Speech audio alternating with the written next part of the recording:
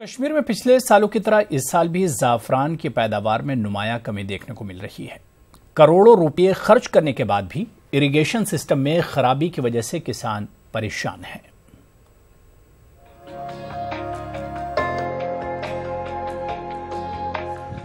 وادی کشمیر کے قصبہ پامپور اور دیگر علاقوں کے لوگ زعفران کی کھیتی سے روزی روٹی کماتے ہیں۔ اس موسم میں قصبہ پامپور میں ہر طرف زعفران کے پھول نظر آتے تھے، لیکن گزشتہ کئی سالوں کی طرح اس سال بھی زعفران کی پیداوار میں نمایاں کمی کی وجہ سے مقامی کسان مایوس نظر آ رہے ہیں۔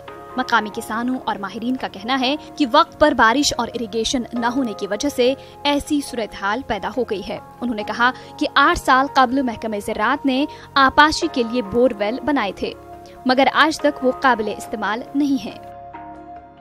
یم ساتن تمو بور ویل کھن تم ساری ناکام، تمن چھ خاص آب کہین آب موجود بیس تم ساتن یمو پرامس کور دبک دمو تہ بور ویل یل 3 ؤری گئی 3 ؤری اچھا پروجیکٹ ہمارے پاس موجود ہے۔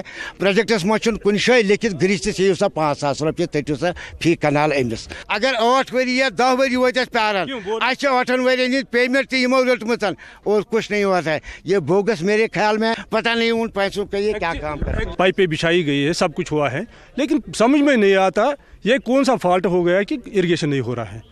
اور ہم کہتے ہیں ایم ای ڈی والوں کو کیا مسئلہ ہے۔ ایم ای ڈی والے کہتے ہیں ہمیں اریگیشن والے جو ہیں یہ ایگریکلچر والے ہیں، ایگریکلچر والے ہمیں یہ ہینڈ اوور ٹیک اوور نہیں کرتے ہیں، جس وجہ سے سارا سسٹم بیکار پڑا ہے۔ اگر آپ دیکھیں گے ان پائپوں کا کیا حال ہوا ہے۔